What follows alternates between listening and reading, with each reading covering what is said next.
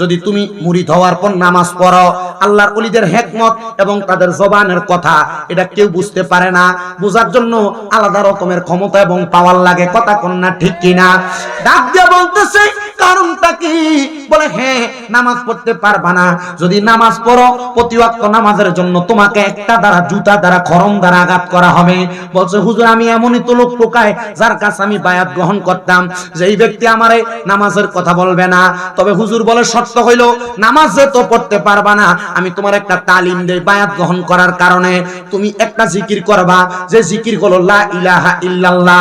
হাদিস শরীফের মধ্যে রাসূল পাক বলেছেন আফদালু যিকরি লা ইলাহা ইল্লাল্লাহ ওয়া আফদালু দুআই আলহামদুলিল্লাহ।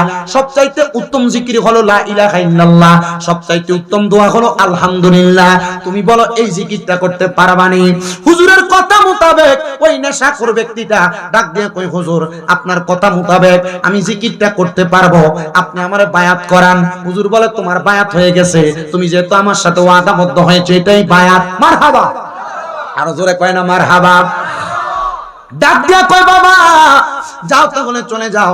এবার নেশাখোরটা যাওয়ার পর হুজুর বলতেছেন, এবং যেহেতু আমি নেশাখোরটা আমার কাছ থেকে দৌড়াইছি, আমি আল্লাহর কাছে দোয়া করলাম, আল্লাহ এই ব্যক্তিটা তো খারাপ মানুষ, নেশা করে, তার যন্ত্রণা এলাকার মানুষ বড় নিস্তব্ধ। আল্লাহ তুমি যদি হেদায়েত না দাও, হেদায়েতের মালিক আর কেউ নাই, হেদায়েতের মালিক কে? আল্লাহ। আল্লাহ তুমি তারে হেদায়েত নসিব করো, আল্লাহ তুমি তারে হেদায়েত নসিব করো, আল্লাহ তুমি তারে হেদায়েত নসিব করো। আল্লাহর ওলিদের এমন খাসিয়ত, ওনাদের ইবাদতের কারণে, আল্লাহর ওলিদের ইবাদতের পাওয়ারের কারণে, ঈমানের পাওয়ারের কারণে তারা কোনো দোয়া করলে আল্লাহ তারা দোয়া ফিরায় না। কারণ হাদিসে মুবারাকার মধ্যে দেখলাম, আল্লাহর কোন বান্দা যখন আল্লাহ তাআলার বেশি নফল ইবাদত করে, এটার বান্দা থাকে না, এটা বান্দা থেকে আল্লাহর বন্ধু হয়ে যায়। আল্লাহ পাকের পেয়ারা হাবিবের হাদিসে মুবারাকার মধ্যে বলতেছে, ওই বান্দা যখন বান্দা থেকে বন্ধু হয়ে যায়, তখন বান্দার হাত আর বান্দার হাত থাকে না, এটা স্বয়ং আমার আল্লাহর কুদরতি হাত হয়ে যায়। বান্দার চোখ তখন বান্দার চোখ থাকে না, এটা আমার আল্লাহ তাআলার কুদরতি চোখ হয়ে যায়। বান্দার জবান তখন বান্দার জবান থাকে না, এটা আমার আল্লাহ তাআলার কুদরতি জবান হয়ে যায়। এ মুসলমান, এ নবীর উম্মতের দলেরা, এবার আল্লাহর বান্দাটা আল্লাহর ওলির কাছ থেকে তালিম নিছে। নামাজ পড়তে পারতো না, জিকির করতে পারবো। জিকিরের নাম লা ইলাহা। আস্তে আস্তে কয়, মনে হয় যে একবার উদয় গেছে। জিকিরের নাম লা ইলাহা। আরে আমি না নরম গরম, হুজুর আইতাছে না, একটু মোহাব্বত একটু কইতে হবে। হুজুর আইলে তো না আপনারা দেখলে শান্তি পায়। মারহাবা কোন। আমি আইয়াম না যে অবস্থা দেখছিলাম, মাশাআল্লাহ। এই আল্লাহর ওলিরা যদি হুজুরে দেখতো, আমি চিন্তা করি হুজুর ওয়াজ করতো নি। আলহামদুলিল্লাহ, আমি জিকির আজকার মুনাজাত দিয়ে আপনারা গোলাইছি। আল্লাহ কবুল করক, জোরে কোন আমিন। বিরিয়ানি খাওয়ানোর মানুষের তো দরকার আছে, কারণ তাবারুক তো আরো আগে ওই শেষ রেডি হয়ে গেছে। আল্লাহ যেন কবুল করে, জোরে কোন আমিন। ওই পাগলটারে তালিম দিছে, নামাজ পড়তে পারবে না, তবে জিকির করতে পারবে। বলেন না তালিমটা ভালো না খারাপ? ভালো তালিম। যেহেতু তালিম দিছে, একটা একটা করলে না আরেকটা শিখবো, একটা করতে করতে আরেকটা শিখবো। ডাইরেক্ট তো সন্তান গর্ভ থেকে আইসা বাবা ডাকে না, সন্তান তো দুনিয়াতে আস্তে আস্তে আস্তে আস্তে করে শিখে। এবার ওই বান্দাটা নেশা করার নেশা করে, কিন্তু আল্লাহর ওলির দরবার থেকে ওই দিন নেশা করার জন্য মদের বাটিখানায় যায়, দেখে রাত্র বেশি হয়ে গেছে, মদের বাটিখানাটা বন্ধ। ওই দিন আর নেশা করে নাই। কি করে নাই? ওই দিন নেশা না করতে পাইরা চিন্তা করলো, আমি যেহেতু বায়াত গ্রহণ করেছি, আমি এখন বাড়ি যাওয়ার আগ পর্যন্ত লা ইলাহা ইল্লাল্লাহ জিকির করব। নামাজ না পড়তাম না, আজকে যেহেতু নেশা করতে পারি নাই, লা ইলাহা ইল্লাল্লাহ জিকির করতে করতে বাড়িতে গেছেন। ঘরের দরজা খুলে দিচ্ছেন স্ত্রী স্বামীর এমন আচরণ দেখে বড় অবাক। কিরে, আমার জামাই তো নেশা করতো, কিন্তু এখন আমার জামাই আর নেশা করে না। ও বাবা, কোন স্বামী যদি নেশা করে, বদ কাজ করে, স্ত্রীর এটা পছন্দ না। আপনারা অনেকে সিগারেট পান করেন, সিগারেট খাওয়ার কারণে আপনাদের স্ত্রী রাত্রবেলা বিছানার মধ্যে অন্যদিকে মুখ ফিরে শুয়ে থাকে, কারণ সিগারেট খোরগুলা বিড়ি করে মোহের ভিতরে যে গন্ধ, গুয়ের গন্ধের সাথে আরো বালা। কথা কয় না? আপনার বউ যে আপনার খাট থেকে লাথি দিয়ে ফেলায় না, এটা আপনার হাজার কপালের ভাগ্য। কিন্তু আপনি সিগারেটটা পান করেন, সিগারেটটা খান। বাবার আল্লাহর দোহাই লাগে, রহমতের নবীর ঘোষণা, তোমরা যদি দুনিয়াতে জাহান্নামী মানুষ দেখতে চাও, তাদের দিকে তাকাও যাদের জীবিত অবস্থায় মুখের মধ্যে আগুন দেখা যায়। আমি খেয়াল করে দেখছি, জীবিত অবস্থায় মুখের মধ্যে আগুন শুধু সিগারেট খাওয়ানোর মুখে দেখা যায়। আপনারা কোন এমন অবস্থা আছে না নাই? এ মুসলমান, আমি এটাকে হারামও বলি না, আমি এটাকে নাজায়েজও বলি না, আবার জায়েজও বলি শুনি না, আমি আপনাদেরকে হিরিক দিয়া গেলাম, মন চাইলে খাইবেন, না চাই না মন চাইলে ছাড়বেন। এ নবীর উম্মতের দল আশিক রাসূল ভাই বাবারা, এবার আল্লাহর বান্দা যখন নেশা না কইরা বাড়ির মধ্যে গেছে, বউ বড় অবাক। ইনি চিন্তা করলো, আমার স্বামী তো মদ খায়, আমার স্বামী তো নেশা করে, আমার স্বামীর এমন অবস্থা দেখে আমার কাছে ভালো লাগতেছে। মহিলা রাত্রবেলা আনন্দে আর ঘুমায় না। জামাই ভালো হয়ে গেছে, আজকে মদও খাইছে না, অন্যদিন নেশা করে যখন আসে ডুলতে ডুলতে বিছানাতে পড়ে, জুতো খোলে না। আজকে আমার স্বামী কত সুন্দর, স্ত্রী কি খুশি না বেজা? জামাইর বালা বউ দেখতে পারে, কথা কোন ঠিক কিনা? তবে হ্যাঁ, কোন বউ যদি এটা যদি মনে করেন যে শয়তান মার কয়, বলে হুজুর বউ কেমনে শয়তান মার কয়, না, মহিলারা আসলেই ভালো, কিন্তু আল্লাহ তাদেরকে হযরত আদম আলাইহিস সালাতু ওয়াস সালামের বাম পাজরের বাঁকা হাড্ডি দিয়ে বানাইছে, তো এরা মাঝে মাঝে বাঁকা হয়ে যায়। তবে এরা বাঁকা হওয়ার তিন কারণ। কয় কারণ? মহিলারা বাঁকা হওয়ার কয় কারণ? মহিলারা ঘাউরামি করার কয় কারণ? তিন কারণ। এক নাম্বার কারণ, তাদের জামাই যদি পরকিয়া করে, তাদের জামাই যদি তাদের সামনে অন্য কোন নারীর প্রশংসা করে, তাদের জামাই যদি নেশা করে, তাদের জামাই যদি বদকাজ করে, ওই মহিলা তার সংসার অশান্তি করে। দুই নাম্বার, ওই মহিলা যে ঘরে বিবাহ হয়ে আসছে, তার শ্বশুর শাশুড়ি যদি তারা নিজের মেয়ের মতো না মনে করে, তাহলে ওই মহিলা পরিবারে অশান্তি করবে। তিন নাম্বার, ওই মহিলা তার মায়ের কুপরামর্শ অশান্তি করবে। অনেক মহিলার মারা তারা কয়, তোর জামাই কি কামাই করে না করে এটার খবর রাখিস, তো তোর ভবিষ্যৎ শেষ হয়ে যাবো, সে তার মা বাপের সবকিছু দিয়ে দিব, তোর কিছু দিত না। তখন মহিলা যখন তার স্বামীর ইনকামের ইন্টারফেয়ার করতে যায়, তখন তার সংসার ভাঙে। কথা কোন ঠিক কিনা? আল্লাহর দোহাই মা বোনদের কাছে আবদার, স্বামী কি কামাই করে তোমার হিসাবের দরকার নাই, তোমার খাবার, তোমার সন্তানের ভরণ পোষণ আদায় করে কিনা তুমি দেখবা, তোমার শ্বশুর শাশুড়িকে তুমি তোমার মা বাবার মতো সম্মান করবা। আর যারা বুড়া বুড়ি আছেন, আপনাদের কাছে আবদার, আপনি আপনার মাইয়ারে যে চোখে দেখবেন, আপনার নিজের ছেলের বউটাকে সে চোখে দেখবেন। তখন আপনি আপনার ছেলের বউর কাছ থেকে মেয়ের মতো আচরণ পাবেন, আপনার সংসার অশান্তি হবে না। কারণ কোন ঘরের ভিতরে যদি ছেলের বউ, যদি কোনো বউ যদি অশান্তি করে, এই পরিবারটা জাহান্নামের মতো হয়ে যায়। আবার যদি বউটা ভালো পড়ে, এই পরিবারটা জান্নাতের একটা সুশীতল জায়গা হয়ে যায়। আল্লাহ আল্লাহ এমন একটা পরিবার প্রত্যেকটা মানুষকে দান করেন, যে পরিবারের মাধ্যমে তারা প্রশান্তি লাভ করতে পারে। কারণ এই পরিবারের অশান্তির কারণে অনেক মানুষ ফাঁসি দেয়, অনেক পুরুষ ট্রেনের তলে মাথা দেয়, অনেক মানুষ রাস্তাঘাটে গাড়ির তলে পড়ে মারা যায়, অনেক ব্যবসায়ীরা ঘুম অবস্থায় মারা যায়, একমাত্র টাকার টেনশনে না, পরিবারের টেনশনে। আপনাদের কাছে আবদার, পারিবারিক টেনশন যেন না হয়, এমন ভাবে চলার চেষ্টা করবেন। আর নারী মানুষ, এরা ঘাউরা মানুষ, এরা একটু বাঁকা হাড্ডি দিয়ে তো বানাইছে, মাঝে মাঝে ঘাট তেরা করবে, একটু ছাড় দিয়েন। আল্লাহর হাবিব বলছে, তোমরা তোমাদের নারীদেরকে মা বাবার নাম তুলে গালি দিও না। ইয়া রাসূলুল্লাহ, কেন? বলে আমি নবী মহিলাদের বাবা। চিন্তা করেন, আপনি যদি আপনার স্ত্রীকে অমুক মারানি জি করে গালি দেন, গালিটা রহমতের নবীর উপরে যায় পড়ে, আর মহিলারা সব সহ্য করে, তার মা বাপের গালি দেন সহ্য করে না। যখন আপনি গালি দেন আপনার স্ত্রীকে, তখন আপনার স্ত্রী মনটা বেদার হয়ে জাগা, তখন আপনার প্রতি নারাজ থাকে। রাত্রে ঘুমাইতে যান, খাটে অন্যদিকে মুখ ফিরিয়ে ঘুমায় থাকে, মাঝখান দিয়ে বালিশ দিয়া দেয়। আসতে কইলেন কেন আপনারা? কথা কি ঠিক না বেঠিক? রাসূল বলেছেন শুধু গালি না, তোমাদের স্ত্রী যদি মাঝে মাঝে কোনো অন্যায় করে, তোমরা তোমাদের স্ত্রীদের মুখের মধ্যে আঘাত করো না। আর আপনার বউ যখন অন্যায় করে ঠাস করে গালে একটা শটকনা মারেন। রাসূল বলেন শুধু তাই না, কেন মারবা না? তোমাদের স্ত্রী তোমাদের জন্য সাময়িক সময়ের মেহমান মাত্র, তোমরা তাকে মেহমানের মতো আদর যত্ন করবা। আর আমরা বেড়া মানুষ, মাশাআল্লাহ গো, আমরা যে একটু থেকে একটু হলে গুরুম করে ফিট বেড়ায় খিচ্ছালা। কথা কন না কেন? কিছু কি খিছে না? আল্লাহ আমাদের বোঝার তৌফিক দান করুক। আর মা বোন, আপনাদের কাছে আবদার, আপনারও যে একটা স্বভাব, আপনারা ঘরে হাজেন না, অন্যখানে দাওয়াত খাইতেন যান, তখন মাশাআল্লাহ লিপস্টিক, আলতা, সুনুক, সেন্ট সব মারেন, কিন্তু জামাই বাড়িতে আসে যখন কাজকর্ম কইরা, গায়ের ভিতরে সারাদিন যে মাছ করছে, মাছের গন্ধ, গায়ের ভিতরে একবারে খারাপ খারাপ যা করছেন, পুরান জামা কাপড় পরে ঘরে বসে থাকেন। আরে না, রাসূল বলেছেন স্ত্রীরা তার স্বামীর জন্য সাজবে। আর বেরিয়ে রাস্তার ভিতরে যখন মোটরসাইকেল যে জামাইয়ের পিছনে কইরা দা, তখন হাজ্জা বাইরে ঘরে জামাইয়ের লেগে হাতে না, তখন জামাই আর ঘরের টারে ভাল লাগে না, লগের বাড়ির ভাবিরে ভাল লাগে। কথা কয় না কেন? এই জন্য মহিলারা, আপনার স্বামী যদি পরকিয়া করে বা অন্য কোনো নারীর সাথে সম্পৃক্ত হয়, এটার জন্য আগে আপনি আপনার নিজেকে দোষারোপ করবেন। আপনি আপনার স্বামীর সাথে সুন্দর ব্যবহার করেন কিনা। আপনি জামাই যদি বাড়িতে এসে কাজকর্ম শেষ করে এক গ্লাস পানি চাই, আপনি খেতে পারে না, তখন জামাই তো আর তোমার ভালো লাগতো না। পাশের বাড়ির ভাবির গদ্দুয়ারে তখন যায়, ভাবি একটু পানি দেন, ভাবি না লেবুর রসের শরবত দেয়, তখন আর তারে ভাল লাগে না, ভাবিরে ভাল লাগে। কথা কয় না কেন? আল্লাহ বুঝার তৌফিক দিক। মহিলার আগে নিজের উপর দোষটা পাইবেন। স্বামীকে আপনি এমন ভাবে লালন পালন করবেন, স্বামী বাহির থেকে আসে, রক্ত গরম থাকে, ধমক দেয়, এই ধমকটা সহ্য করেন। রাসূলে পাক আপনাদেরকে পানির সাথে তুলনা করছে।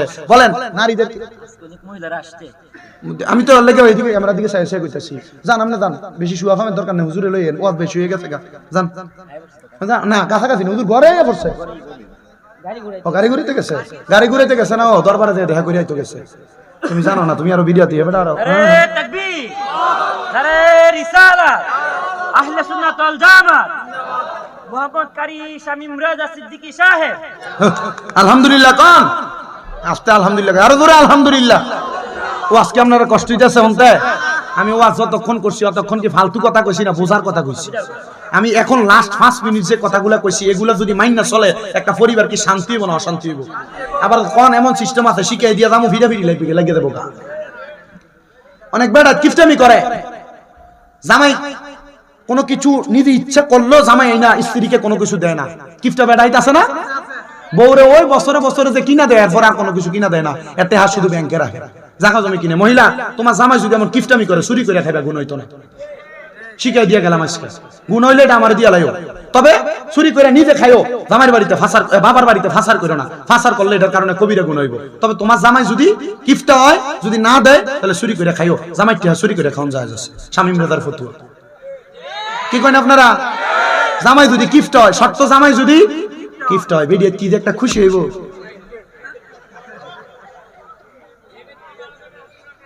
হ্যাঁ বেটেন ভালো কইব না না না, জামাই যদি ভালো হয়, জামাই যদি সব সময় দেয় ভিডিও চুরি করবো কি লিগা তখন সোর কবিরে গুণ হইব। হ্যাঁ বিপদে ভালাইছি না, আপনি কিফটামি করুন, কিফটামি করুন হয়তো বুঝছি, তাহলে তোমার টেহা চুরি করে খাওয়ান জায়েজ আছে বুড়া বেটা। আল্লাহ আপনারা বুঝার তৌফিক দান করুন। আপনারা জানেন আমি আমার যে সময় ওয়াজ করি তার থেকে বেশি ওয়াজ করতেছি আজকে। আমি ওয়াজ করি কম, খুব অল্প সময় ওয়াজ করি। হ্যাঁ আল্লাহ যেন আপনারা কবুল করে, কোন আমিন। আমি ঠিক টাইম ধরা মাইক ধরা থেকে 1 ঘন্টা 20 মিনিট কথা বলি। আমি এই কথাগুলোর মাধ্যমে চেষ্টা করি, আমি আপনার কথা আমি প্রথম থেকে যা কথা বলছি কথাগুলো কি দরকারি না? দরকারি না? অবশ্যই দরকারি। আল্লাহ আপনারা বুঝার তৌফিক দিক। মা বোনের কাছে আবদার, জামাইয়ের প্রতি একটু সদাচরণ করেন, সুন্দর ব্যবহার করেন, বালা আলাপ করেন। জামাইরে আপনি একটু অত্যাচার অনাচার কম করেন, জামাইয়ের প্রতি অত্যাচার অনাচার কম করেন। শীতের রাত্রে একটু গরম পানি বাড়াই দিয়েন, বানাই দিন। তখন কিন্তু কখনো না গরম পানি কিন্তু তুমি বুড়ো হয়ে গেছো না, গরম পানি এখন না, গরম পানি করে দিবেন। স্বামী স্ত্রী একসাথে অজু কইরা জামাই না উঠতে চাইলে কপালে একটা আদর দিবেন, চুমা দিবেন। এটা বলি কি শিখাই দেন? হ্যাঁ এটা করবেন। আপনার জামাই যদি নামাজি না হয়, আপনি বউয়ের কারণে জামাই নামাজি হইব। কারণ বেড়াও নামাজি না, বেডিও নামাজি না। বেড়া নাই যে নামাজ পড়ে না, বাজ্যে বেডির নামাজের কথা কইতে পারে না, কারণ বেডি কইব নিজে পড়ে না আমার কইতে হইছে। কথা কেন কেন? এজন্য মা বোন আপনি চাইলে আপনার স্বামীকে নামাজি বানাইতে পারবেন সুন্দর আদর যত্নের মাধ্যমে। সকালবেলা ঘুম থেকে উঠাইয়া স্বামীটাকে আপনি নামাজের কথা বলবেন। আমার এক ভাই লেখছে, আসসালামু আলাইকুম হুজুর, মহিলাদের ছিঁড়ে পড়া চুল আফরাইলে যে চুলগুলা ঝইরা পড়ে ফেরিওয়ালার কাছে বিক্রি করা এটা কি জায়েজ? আমি বলবো মা না, এটা হারাম। কেন? আপনি আপনার চুলগুলা যে বিক্রি করতেছেন, আল্লাহ রাসূল তো সাল্লাল্লাহু আলাইহি সাল্লাম মহিলাদের কোন অঙ্গ প্রত্যঙ্গ অন্য কোন পুরুষকে দেখতেই দেন নাই। আম্মাজান খাদিজাতুল কুবরা রাসূলকে ওসিয়ত করছেন, ইয়া রাসূলুল্লাহ আমি যদি ইন্তেকাল করি আমাকে আপনি রাত্রে দাফন করে আমার কবরকে নিশ্চিহ্ন করে দিয়ে রাখেন, যেন মানুষ আমার কবর দেখে বলতে না পারে আম্মাজান খাদিজাতুল কুবরার সাইজ এমন ছিল, এমন ছিল, উঁচা লম্বা ছিল। রাসূল তখন আম্মাজান খাদিজাতুল কুবরা এই কথা বলতেন। কিন্তু মা একটা বেলুনের জন্য, একটা চামচের জন্য, একটা ড্যাগের জন্য আপনি অনেকগুলা চুল একসাথে করে আপনি ফেরিওয়ালার কাছে বিক্রি করেন। এটার কারণে আপনার লস, লাভের চাইতে লস বেশি হয়। এটা হারাম কাজ, এটা কইরেন না।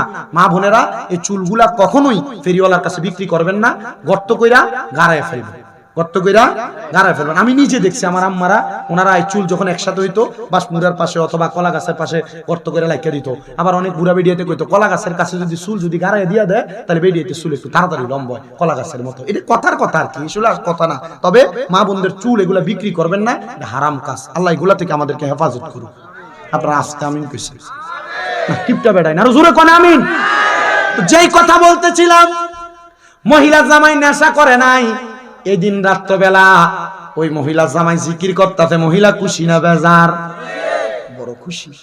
মাগো নেশা করে না, বেডি এই খুশিতে রাত্রে আর ঘুমায় না, রাত্রে আর খুব আনন্দ। তবে অন্যদিকে ফিরা রয়েছে জামাই ওই দিন আর বউয়ের কাছে আসে না। জামাইও চিন্তা করে আমি প্রত্যেকদিন নেশা করে আসি, কেমনে যাইতাম বউয়ের কাছে, কেমনে যাইতাম বউয়ের কাছে, বা তারা কেমনে বলতাম। জামাই জিকির করতে করতে লা ইলাহা ইল্লাল্লাহ লা ইলাহা ইল্লাল্লাহ লা ইলাহা ইল্লাল্লাহ লা ইলাহা ইল্লাল্লাহ মুহাম্মাদুর রাসূলুল্লাহ সাল্লাল্লাহু আলাইহি ওয়াসাল্লাম। পাড্ডা দরবারে তালিম দেয় না? সোনাকান্দা দরবারে যারা আছেন মোটামুটি তালিম দেয় না?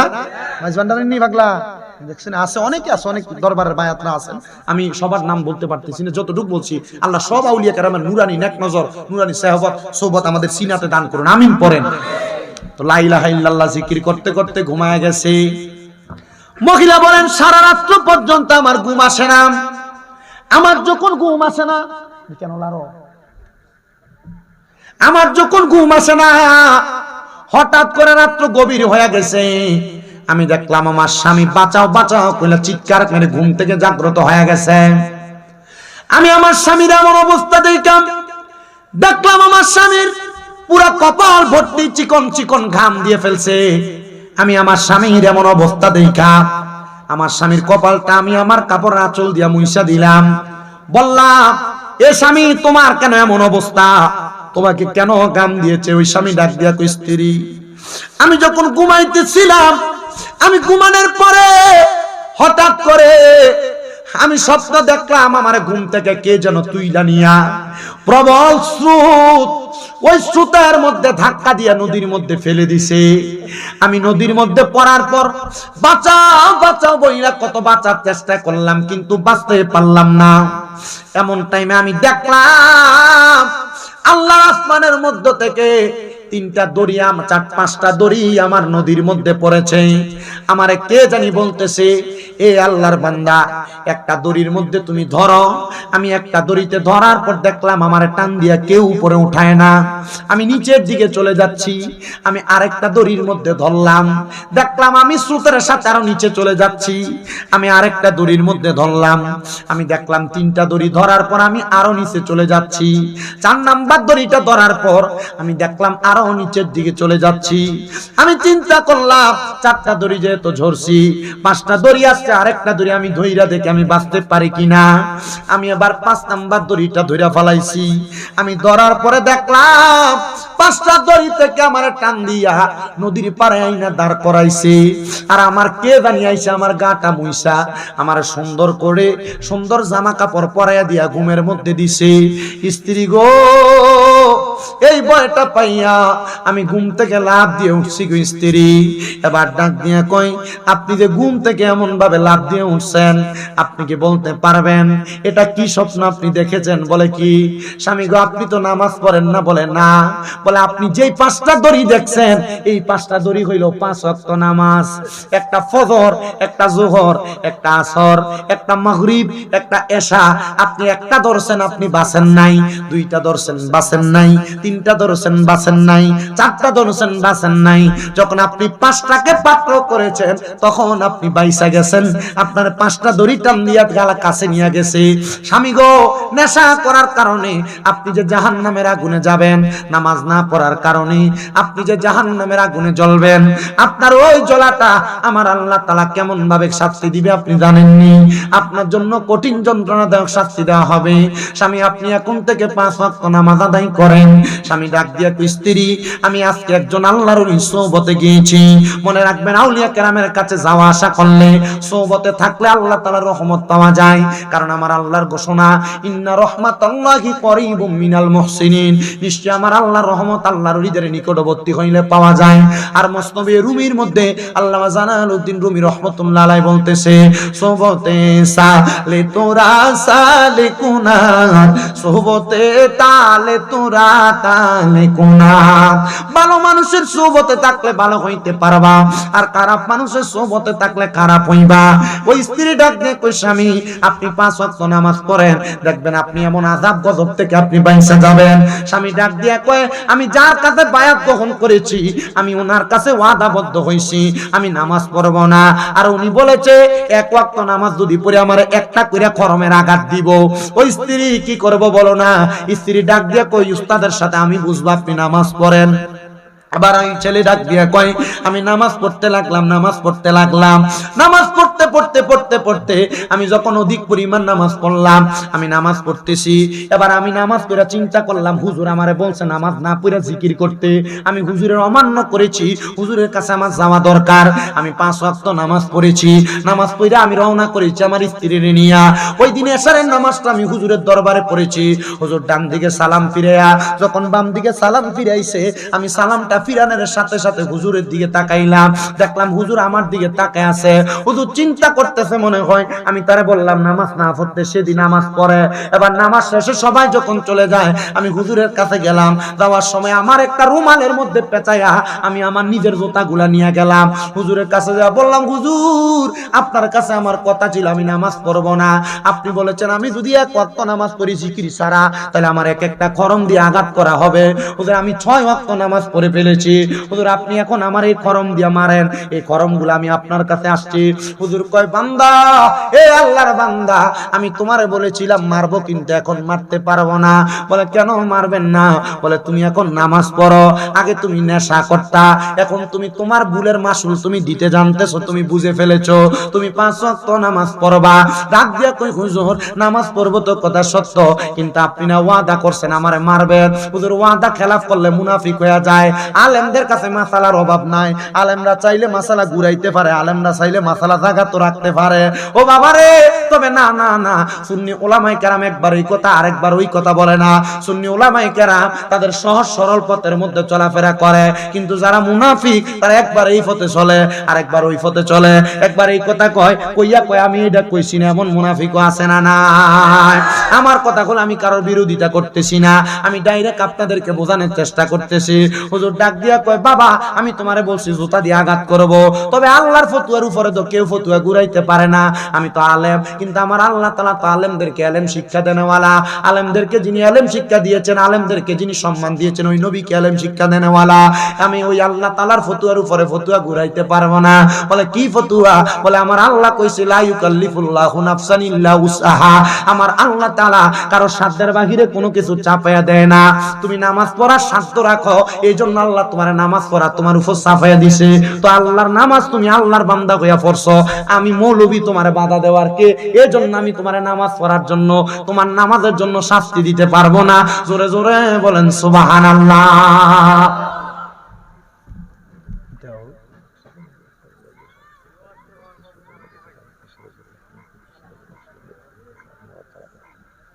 এটা রং। আলহামদুলিল্লাহ পড়েন, আরো জোরে পড়েন আলহামদুলিল্লাহ। তাহলে চিন্তা করে দেখছেন, আল্লাহর ওলিরা চাইলে তাদের সিস্টেম ঘুরাইতে পারে না। আল্লাহর ওলিরা ওনাকে নামাজি বানাই দিছে। করতো কি? নেশা, মদ পান করতেন। কিন্তু এই মদ পান করতে করতে আল্লাহর ওলি কাছে আইসা শুধু মুরিদ হইতে কইছে। আপনি যত খারাপ হন না কেন, আপনি আল্লাহর ওলিদের সোহবতে যাইবেন, অসুবিধা আছে? আল্লাহর ওলিদের দরবারে যাওয়া কি আপনারা কেউ বাধা দিয়ে রাখছে? কেউ বাধা দিয়ে রাখছে? আল্লাহ আমরা কবুল করুন। আর জোরে পড়েন আমিন। তো যেই কথাটা বলতেছিলাম বাবা, সেই কথাটা বলার আগে আমি আপনাদের সাথে একটা গজল গাইতে চাই। গাইবেন নি আপনারা?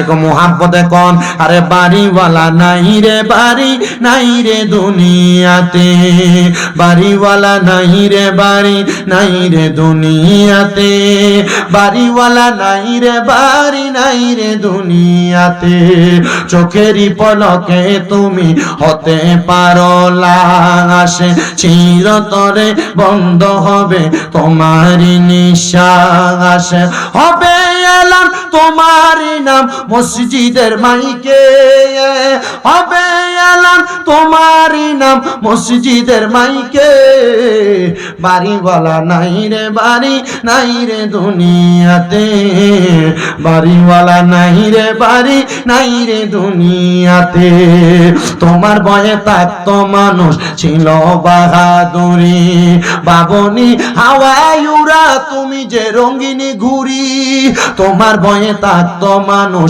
ছিল বাহাদুরি, বাবনি হাওয়ায় উড়া তুমি যে রঙিনী ঘুরি, সুতোয় টানে দিলে মালিক, সুতোয় টানে দিলে মালিক পারবে না তাকিতে, বাড়িওয়ালা নাই রে বাড়ি নাই রে দুনিয়াতে, বাড়িওয়ালা নাই রে বাড়ি নাই রে দুনিয়াতে, বাড়িওয়ালা নাই রে বাড়ি নাই রে দুনিয়াতে, বাড়ি গাড়ি মেল ফ্যাক্টরি টাকার পাহাড়, বিলাসিতায় কেটেছে জনম কতই অহং অহংকার, বাড়ি গাড়ি মেল ফ্যাক্টরি টাকার পাহাড়, বিলাসিতায় কেটেছে জনম কতই অহংকার।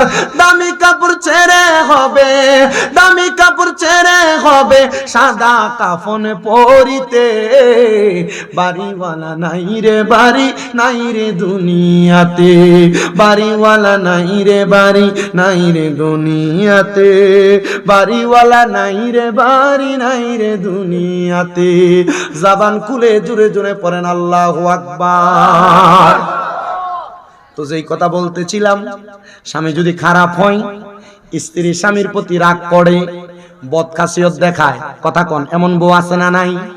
ওই মা বোনদের জন্য সামান্য একটা ওয়াকিয়া বলে আমি আমার বয়ানের নীতি টানতেছি, কষ্ট করে বয়ানটা শ্রবণ করার চেষ্টা করবেন। আল্লাহ তাআলার প্রখ্যাত উলামায়ে কেরাম দুনিয়াতে আছেন। এর মধ্যে একজন আলেম আছেন, একজন আলেম ছিলেন যিনার নাম হযরত আল্লামা শেখ সাদী রহমাতুল্লাহ আলাইহি। ওনার নাম আপনারা শুনছেন এর আগে, বড় আলেম শেখ সাদী রহমাতুল্লাহ আলাইহি। উনি আলেমের ভান্ডার ছিলেন।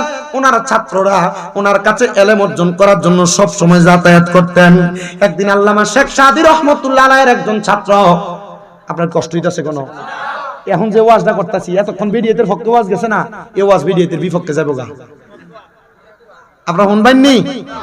অল্প কিছুক্ষণ সময় কষ্ট দিই, এরপরে ইনশাআল্লাহ আপনারা আপনাদের মূল্যবান আমন্ত্রিত অতিথির ওলামায়ে কেরামের বয়ান শুনবেন। আমি আমার শেষ একটা ওয়াকিয়া বলি, শুধু রাজি আছেন না? আল্লামা শেখ সাদী রাহমাতুল্লাহ আলাইহি উনি ওনার ছাত্রটারে সকাল থেকে দুপুর পর্যন্ত টানা পড়াইতেছেন। পড়াইতে পড়াইতে যারা জ্ঞান পিপাসু তারা কি পড়তে চায় না পড়া ছাড়তে চায়? আর পোলাপান দেখবেন এখন যে জামানা আসছে পড়তে চায় না, টাইনা টুইনা স্কুলে নেওয়া লাগে, মাদ্রাসায় পাঠানো লাগে। আমার মাদ্রাসা আপনাদের দোয়ার বরকতে একটা না, আমি গুনাহগারের 6টা মাদ্রাসা। কয়টা? আমার কয়টা মাদ্রাসা? 6টা মাদ্রাসা। এর মধ্যে একটা মাদ্রাসা কুমিল্লা শহরের নূরপুর সমনিতে তাহফিজুল কোরআন ইন্টারন্যাশনাল হিফজ মাদ্রাসা। আপনাদের কিশোরগঞ্জের নরসিংদীর পোলাপানও আমার মাদ্রাসায় আছে, পোলাপান পড়ালেখা করে।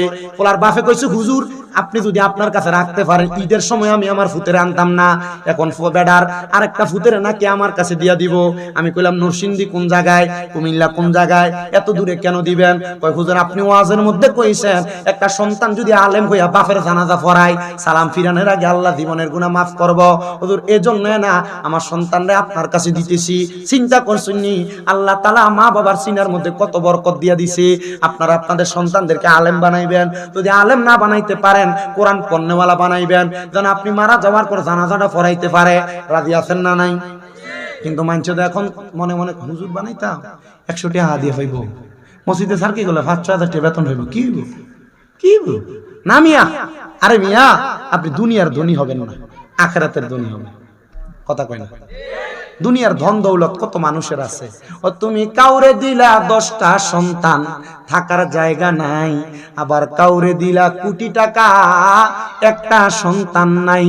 টাকা পয়সা ধন সম্পত্তি দিলা বেশি করে, কিন্তু মরার পরে কান্দে করে কবরে নামাবে কে তা? আরে রে প্রেমের খেলা খেলছো দয়াল রে, ও দয়াল তোমার খেলা চমৎকার, দুস্তরে কান্দাইয়া রে তুমি মিলাইছো বাজার রে, প্রেমের খেলা খেলছো দয়াল রে। আরে নির্দোষী রে রাখো দয়াল ববের জেলখানায়, আবার অপরাধ করিয়া কেহ ঘুরে সর্বদাই। হাকিম হইয়া হুকুম কর, পুলিশ হইয়া ধর, আবার সর্প হইয়া দংশন কর, উজা হইয়া যা আরো রে, প্রেমের খেলা খেলছো দয়াল রে, তোমার খেলা চমৎকার। আসমানেতে বসায় আছো চাঁদ সূরজের বাজার রে, প্রেমের খেলা খেলছো দয়াল রে। একটা জবান বন্ধ রাখবেন না। আপনারা বলেন সন্তানদেরকে কোরআন হাদিস শিখাইলে লাভ আছে না নাই? ওই ছেলেটা আল্লামা শেখ সাদীর কাছে পড়ালেখা করে, দুপুর করে গেছে, ডাক দিয়ে কয় বাবা দুপুর যেহেতু হয়ে গেছে আমার বাড়িতেই থাকো, আমার বাড়িতে কয়টা খাইয়া তারপরে বাড়িতে যাইবা। ছেলে কয় হুজুর মানুষ আদেশ যদি না মানি খারাপ দেখা যায়, আমি হুজুরের কথা মোতাবেক আদেশ মোতাবেক বসলাম। হুজুর আমারে বসে রেখে খাবারের জন্য ভিতরের ঘরে গেছেন। যাওয়ার পর আমার হুজুরের গলার আওয়াজ আমি শুনতেছি। আমার হুজুর বলতেছেন, এ বাবা, এই স্ত্রী, আমার হুজুর সেখানে যায় বলতেছেন, স্ত্রী খাবার কি এখনো হয় নাই? হুজুর এই কথা বলার সাথে সাথে আমি শুনলাম একটা আওয়াজ হইছে। আওয়াজ শোনার পর আমি দেখলাম আমার হুজুর বলতেছে তুমি যে আমারে আঘাত করলা, তোমার আঘাতটা করা হয় নাই। উনি এভাবে শাসন করে না। বলে কি হইছে জানো?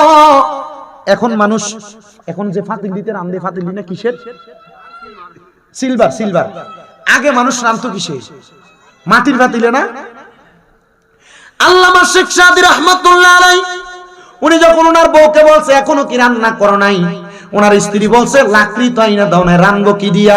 রাগান্বিত হইয়া এই মাটির পাতিলটা আল্লামা শেখ সাদীর মাথার ভিতরে ফাড়াইছে। মাটির পাতিলটা ফাইটা ফালিয়ার কাছিটা যেটা আছে কাঁচা, এই কাঁচাটা আল্লামা শেখ সাদীর গলায় লাগছে। আমরার বেড়ায় যদি হইতো বউ যদি এমন ভাবে আঘাত করতো, দুরুম কইরা খিস্তো। আল্লামা শেখ সাদীকে আমি তার হাতেও মারি নাই, আমি তার মুখ দিয়ে বললাম, স্ত্রী তুমি আমাকে আঘাত করেছো, ভালো কথা, এবার তুমি আমারে আঘাত করার পর তুমি জিহ্বায় কামড় দিয়াছো, শোনো না না আমি তোমাকে এটার জন্য আঘাত করব না। আল্লামা শেখ সাদী কয়, এই গলার মধ্যে ডেগের কাঁচাটা লাগাইয়া আমি এখান থেকে বাহিরে যাব আর পুরো এলাকার মধ্যে ঘুরবো, আমি বলবো আমার স্ত্রী আমারে মোহাব্বত করে এই ডেগের কাঁচাটা আমার গলায় পরাইয়া দিছে। আচ্ছা কোন এই কথা যদি বাহিরে কয় ইজ্জত থাকবো? কারণ তরকারির যে ডেক মাথায় আসার দিছে, তরকারির যে ছোলা টোলা আছে সব মাথায় লাগা। আল্লামা শেখ সাদী রাহমাতুল্লাহ আলাইহির স্ত্রী কথা শুইনা সাথে সাথে স্বামীর পায়ের মধ্যে ধরে ডাক দিয়ে কয়, স্বামী আমি বুঝতে পারি নাই, আপনি যদি এই কথা 10 জনের কাছে বলেন মানুষ আপনাকে খারাপ বলবে না, আপনার জায়গায় আমাকে খারাপ বলবে। মা বোনের একটা খাসিয়ত, স্বামী যদি কোনো অন্যায় করে মাঝে মাঝে যদি স্বামী তাদেরকে আঘাত করে, এই কথাটা মানুষের কাছে বলেন, জালের কাছে বলেন, বোনের কাছে ফোন দিয়া বলেন, বান্ধবীর কাছে বলেন, মনে রাখবেন আপনারা স্বামী স্ত্রী মিলবেন ঠিকই, কিন্তু আরেকদিন আপনি আপনার স্বামীকে নিয়ে ওই বোনের সামনে বান্ধবীর সামনে যখন পড়বেন, সে কিন্তু আপনার স্বামীর ব্যাপারে বাজে ধারণা করবে। এজন্য কোন স্বামী স্ত্রী কখনো আপনাদের গোপনীয় কথা, আপনাদের ঘরের কথা পরপুরুষের কাছে বলবেন না, অন্য কোনো মানুষের কাছে বলবেন না। এটা যদি বলেন তাহলে আপনার পরিবারের আমানত খেয়ানত হয়। এজন্য মা বোন এই ব্যাপারে বড় সতর্ক থাকবেন। কখনো আপনাদের ঝগড়ার মাঝে তৃতীয় পক্ষকে আসতে দিবেন না। যদি তৃতীয় পক্ষ চলে আসে মনে রাখবেন আপনার এই সংসার কোনোদিন টিকবে না। এমন অনেক সংসার তৃতীয় পক্ষের কারণে ভাঙছে, এমন প্রমাণ বহুত আছে।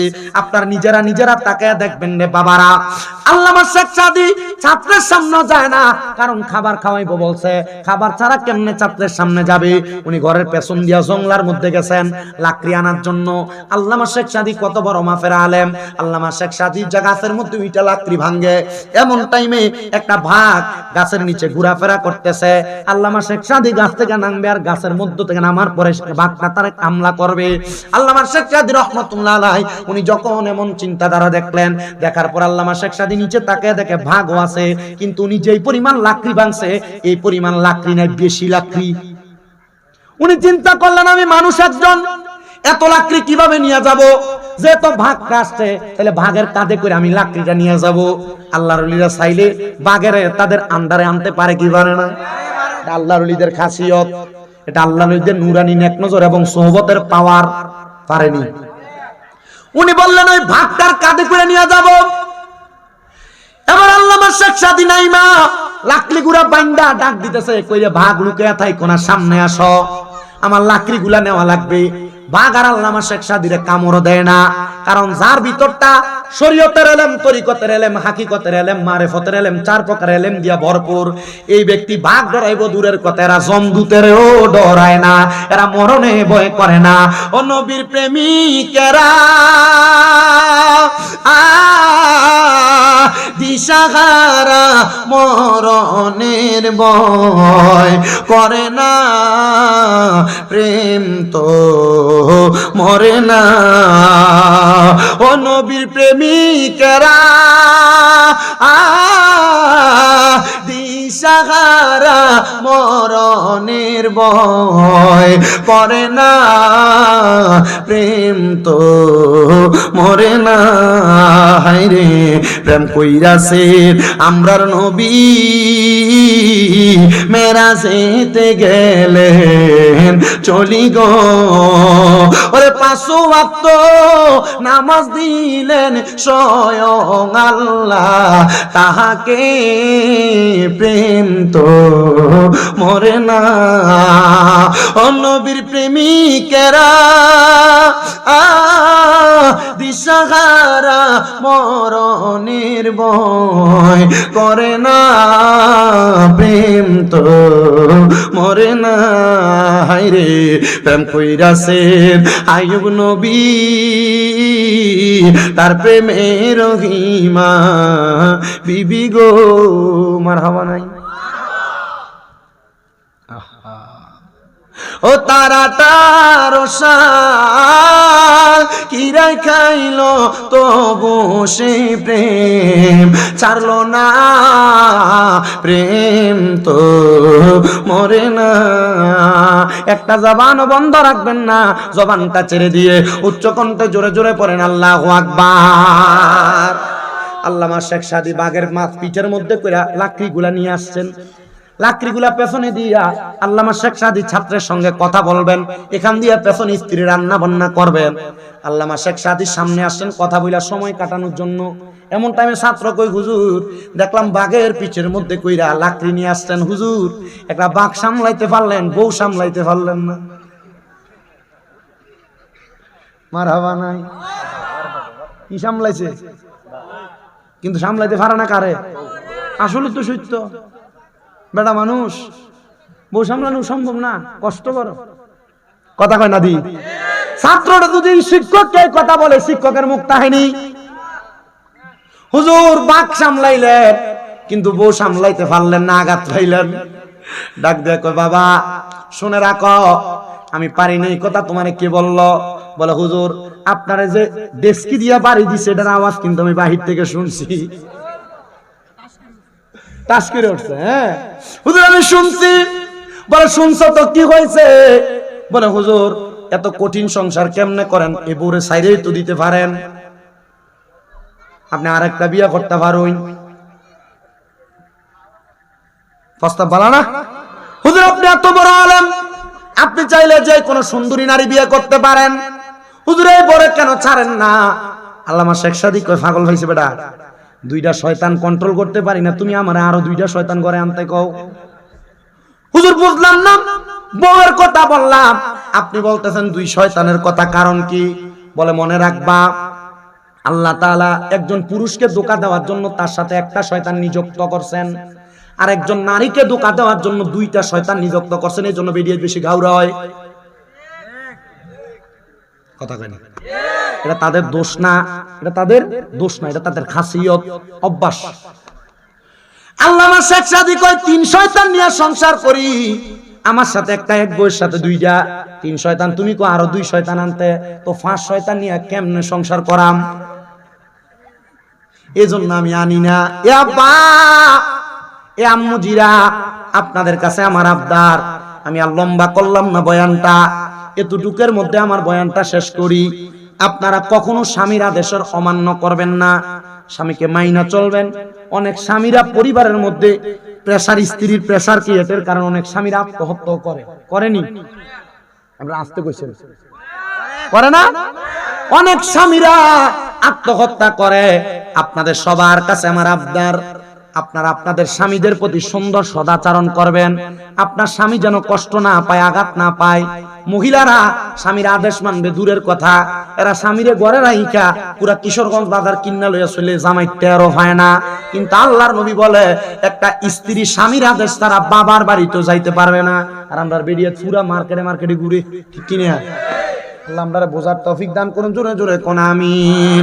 আসলেন নবী এই দরাতে রহমত বরকত নিয়ে, আসেন সবাই তাজিমে সালাম দেই ওই নবীরে, ইয়া নবী। আমাদের পার্দা হুসেন বলছে মানে আসতেছে, আমরা চালাতে থাকি, এই আর 10-15 মিনিট চালাতে থাকি, কেমন করে السلام عليك صلوات الله سيدي يا رسول الله أتى يا حبيب الله جت جودي পারতাম মদিনা বলিতাম মনের বেদনা দেখিতাম আপনার রওজা শীতল হয়তো কলিজা নবী সালাম Ya Rasul salam Ya Habib salam alaika salawatullah Mustafa जाने रहमत पहला को सलाम शमे है बज में हिदायत पे सुल्तानुल औलिया बाबा शाह जलाल सुल्तानुल औलिया बाबा शाह जलाल 360 औलिया पे लाखो सलाम मुस्तफा जाने लाखो सलाम शमे है बज में हिदायत पे आँखों शब यसरा की दुल्हा पिदायम दुरूद नौशाहे बज में जन्नत पेला हो सलाम मुस्तफा रहमत पेला को सलाम शुमुह बज में हिदायत पे जिनके हर घर आदा सुन्नते मुस्तफा ऐसे पीरे तरीक़त पे लाखों सलाम मुस्तफा जाने रहमत पे लाम शमह बज में हिदायत पे